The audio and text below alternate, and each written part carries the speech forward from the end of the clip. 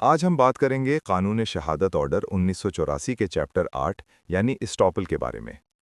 Article 115 इस्टॉपल of tenant and लाइसेंसी। किसी किराएदार यानी टेनेंट को ये हक नहीं कि वो ये इनकार करे कि किराएदारी के आगाज में मालिक मकान का उस जायदाद पर हक था।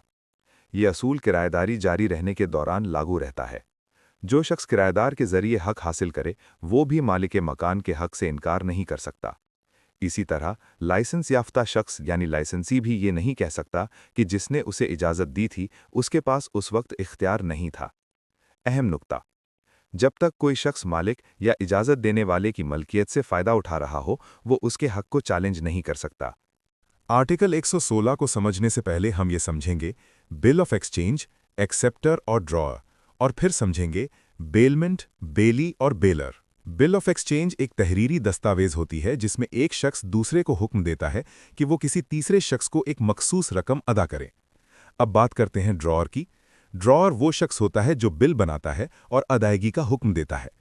एक्सेप्टर वो शख्स होता है जो इस बिल को कबूल करता है और कबूल करने के बाद वो कानूनी तौर पर रकम अदा करने का पाबंद हो जाता है। आइए एक सादा मिसाल से समझते हैं। ए बी को कहता है कि वो सी को 50,000 रुपए अदा करे। यहाँ ए ड्रॉअर है क्योंकि उसने हुक्म दिया, बी एक्सेप्टर है क्योंकि उसने अदायगी कबूल की, और सी वो शख्स है जिसे रकम मिलेगी।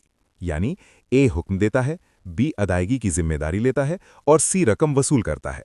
यही है बिल ऑफ एक्सचेंज का बुनियादी तसव्वुर। कॉन्ट्रैक्ट एक्ट 1872 के तहत बेलमेंट, बेलर और बेली को आसान अल्फाज में समझेंगे। कानून के मुताबिक बेलमेंट उस वक्त होती है जब एक शख्स अपना माल किसी खास मकसद के लिए दूसरे शख्स के हवाले करता है, इस शर्त के साथ कि मकसद पूरा होने के बाद वो माल वापस किया जाए या हिदायत के मुताबिक इस्तेमाल हो। जो शख्स माल देता है उसे बेलर कहा जाता है और जो शख्स माल वसूल करता है उसे बेली कहते हैं। अब एक सादा मिसाल देखते हैं। अगर ए अपनी गाड़ी बी को मरम्मत के लिए देता है तो ए होगा बेलर, बी होगा बेली और गाड़ी का देना बेलमेंट कहलाएगा। कानूनी तौर पर बेली पर लाजिम होता है कि वो माल की मुनासिब देखभाल करे और मकसद पूरा होने पर उसे वापस करे। बगैर इजाज़त उस माल को इस्तेमाल करना कानूनन गलत हो सकता है। यही है बेलमेंट का बुनियादी तसव्वुर जो रोज़मर्रा ज़िंदगी में भी बहुत आम है। आर्टिकल 116 एस्टॉपल ऑफ एक्सेप्टर, बेली और लाइसेंसी। बिल ऑफ एक्सचेंज का एक्सेप्टर ये इनकार नहीं कर सकता कि ड्रॉअर को बिल बनाने या एंडोर्स करने का अधिकार था। बेली ये इनकार नहीं कर सकता कि बेलर को सामान देने का अधिकार था जब बेलमेंट हुई। लाइसेंसी ये इनकार नहीं कर सकता कि लाइसेंसर को लाइसेंस देने का अधिकार था।